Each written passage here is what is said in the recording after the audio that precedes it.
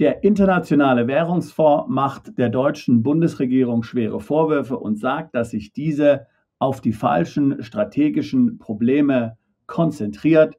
Schuld an der deutschen wirtschaftlichen Misere ist dabei nicht der Klimawandel oder der Wegfall billigen russischen Gases, sondern der demografische Wandel. Was es damit auf sich hat, dazu mehr in diesem Video. Laut einer Studie des IMF vom März 2024 wird Deutschland auch dieses Jahr das G7-Land sein mit dem geringsten Wachstum. Die deutsche Bundesregierung, so der IMF, macht hier Ausflüchte. Sie sagt, Schuld für diese Misere ist das billige russische Gas, das es nicht mehr gibt. Dadurch kommt es eben zu allerhand Problemen und auch zu einer Verlangsamung des Wirtschaftswachstums. Der IMF sagt, das ist alles Quatsch. Das wollen wir uns jetzt mal näher anschauen. Hier ist der Artikel auf der Webseite des IMF. Germany's real challenges are aging, underinvestment and too much red tape. Also die wahren Herausforderungen für Deutschland sind nicht der Klimawandel, nicht die Energiewende, nicht der Wegfall des billigen russischen Gases, sondern im Grunde demografische Wandel, fehlende Investitionen und zu viel Bürokratie.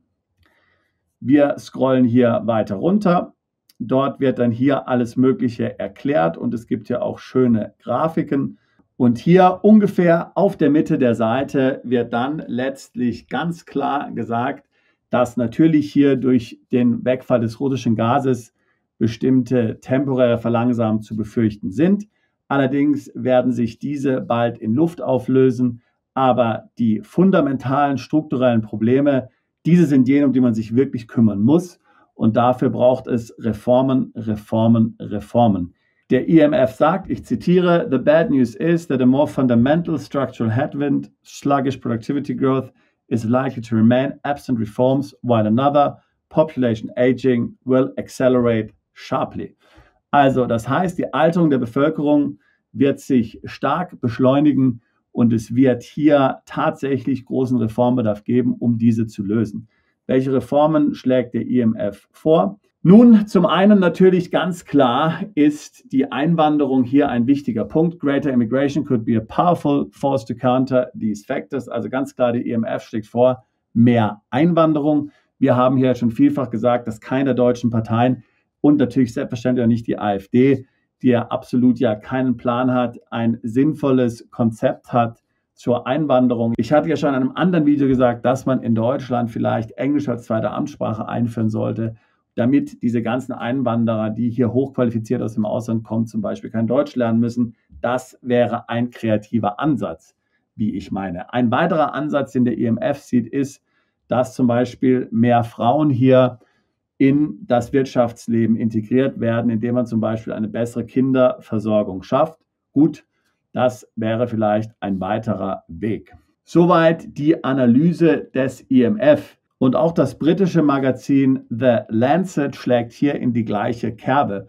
Es hat vor kurzem eine Studie veröffentlicht, wonach bis 2050 2/3 aller Länder nicht mehr genug Geburten haben, um hier letztlich die Bevölkerungsgröße stabil zu halten.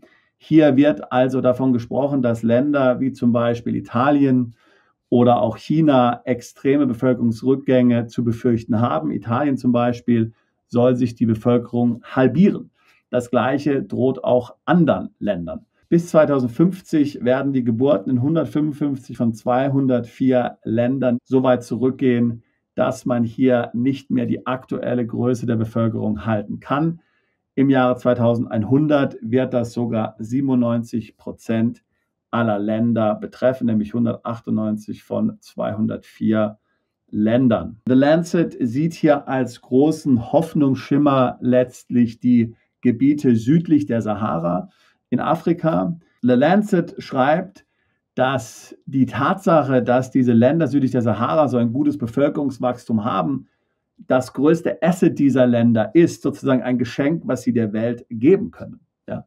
Denn hier werden weiter Kinder geboren, hier gibt es weiter Arbeitskräfte, die dann auch in anderen Ländern zum Einsatz kommen können. Auch hier natürlich die Frage an die deutsche Politik, was macht sie dazu? Wenn das der Trend ist, würde es da nicht vielleicht Sinn machen, schon jetzt damit zu beginnen, in diesen Ländern Deutschkurse anzubieten oder in diesen Ländern Ausbildung anzubieten auf Deutsch für die Berufe, die hier so dringend notwendig sind. Das wären mal kreative Lösungen. Als dritte Quelle möchte ich hier über einen Artikel des Daily Telegraph sprechen, der hier Elon Musk zitiert hat. Er sieht nun, dass es mehr Roboter irgendwann auf der Erde geben wird als Menschen. Er sieht, dass diese Roboter eben verwendet werden in allen möglichen Bereichen, zum Beispiel in der Krankenpflege. Er produziert bei Tesla selbst Roboter und erhält also im Grunde genommen die Robotersparte von Tesla für wertvoller als die Autosparte, obwohl Tesla ja mittlerweile das wertvollste Autounternehmen der Welt ist. So, was heißt das Ganze nun für dich? Also grundsätzlich die Situation in Deutschland sehr schwierig, auch in anderen Ländern sehr schwierig. Ich rede jetzt hier von perspektivisch sehr schwierig. Vor allen Dingen perspektivisch sehr schwierig für jemanden wie dich, der möglicherweise Vermögen hat und der für diesen ganzen Wandel und alles, was damit verbunden ist, ja bezahlen muss. Denn irgendwie muss ja jemand die Zeche bezahlen. Es muss ja weitergehen in Deutschland. Also die Fabriken müssen weiterlaufen, die Unternehmen müssen weiterlaufen. Wahrscheinlich wird es eine Kombination geben aus Einwanderung. Das heißt, wir werden eben Einwanderer aus den Gebieten südlich der Sahara nach Deutschland bringen, die dann dort in allen Berufen tätig sind, die heute Deutsche zum Beispiel ausüben. Also sagen wir zum Beispiel Medizin. Es wird eine Menge kosten, diese Leute auszubilden oder das Bildungssystem in diesen Ländern so weit zu bringen, dass die ja in die hochspezifischen westlichen Wirtschaften integriert sein werden. Viele Länder werden hier konkurrieren um diese Arbeitskräfte. Das heißt, die Frage nochmal an die deutsche Politik, was wird heute dafür gemacht, dass man sich diese Arbeitsplätze sichern kann? Wie gesagt, die Arbeit beginnt heute. Das Problem wird sich in den nächsten Jahren sehr stark beschleunigen. Und dann wird es eben natürlich viele Tätigkeiten geben, vermutlich, die durch Roboter ausgeübt werden. Zum Beispiel Krankenschwestern werden durch Roboter ersetzt werden, sobald diese soweit sind, damit sie solche Tätigkeiten hier ausüben können. Zunächst mal wird es einfacher sein, Roboter entsprechend auf solche Tätigkeiten zu trainieren, als jetzt auf die komplexeren Berufe, die nach wie vor Menschen natürlich benötigen. So, das ist die Zukunft meiner Meinung nach, so wie sie aussieht. Es hat keinen Sinn, davor Angst zu haben. Wir müssen hier der Zukunft mutig entgegensehen. So wird es nicht nur Deutschland geben, aber auch vielen anderen Ländern. Die Frage ist, wer muss für die Zeche bezahlen? Du kannst dir überlegen, was eine solch fundamentale Umstellung, die hier durch den demografischen Wandel verursacht wird, kostet. Wer wird das finanzieren? Ganz klar, du. Und wenn du heute Vermögen hast, dann kannst du davon ausgehen, dass du derjenige bist, dem dieses Vermögen weggenommen wird, um genau diesen Wandel zu bezahlen. Und auch natürlich die ganzen laufenden Kosten steigen immer weiter. Der deutsche Sozialstaat, die deutschen Rentner, wer soll diese Dinge alle bezahlen? Es gibt ja immer weniger Personen, die arbeiten. Viel mehr Babyboomer gehen jetzt weiter in den Ruhestand. Woher soll es der Staat nehmen? Er kann es nur bei denen holen, die Vermögen haben. So, vor diesem Hintergrund muss man die ganzen Entwicklungen sehen, die wir in der letzten Zeit in der EU gesehen haben. Einführung Vermögensregister, Abschaffung Bargeld. Diese werden alle vor diesem Hintergrund eingeführt, weil anders wird man diese großen Herausforderungen hier gar nicht leisten können. Wie gesagt, wir reden heute von Klimawandel und Energiewandel und so weiter. Wie der IMF selbst sagt, hier, das ist alles Augenwischerei. Die tatsächlichen strategischen, langfristigen Probleme liegen für die deutsche Bundesregierung komplett woanders, werden aber ignoriert. Wie gesagt, für dich macht es vielleicht Sinn, in diesem Bereich hier geschäftlich einzusteigen, eine AI-Firma zu gründen, eine Roboterfirma zu gründen, wer weiß. Klingt alles sehr interessant, aber bitte mach es nicht in Deutschland. Gründe die Firma irgendwo, wo es steuergünstig ist.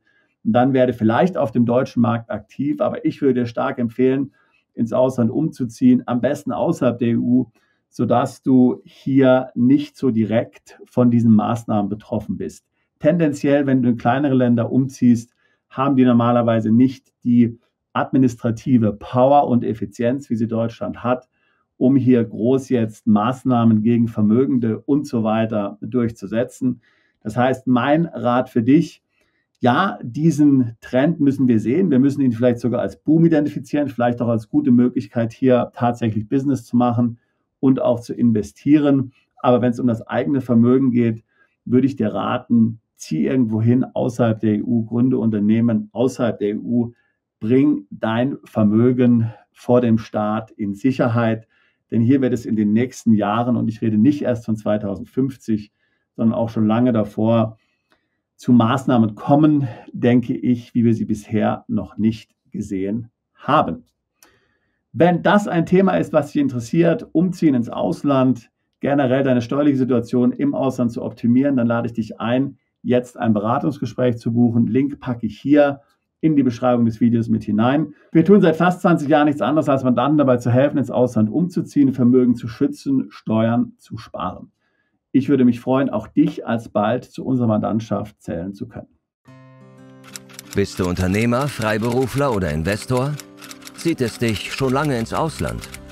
Mach heute den ersten konkreten Schritt in eine Zukunft mit mehr Geld und mehr Freiheit. Buche ein Beratungsgespräch mit Sebastian und seinen Kollegen. Unsere Kanzlei unterstützt Mandanten wie dich dabei, deine Steuerlast legal zu reduzieren, Vermögen aufzubauen und zu schützen und deine persönliche Freiheit zu maximieren. Profitiere jetzt von unserem Fachwissen und unserem Netzwerk. Gehe zu mandatierung.com und werde Mandant unserer Kanzlei.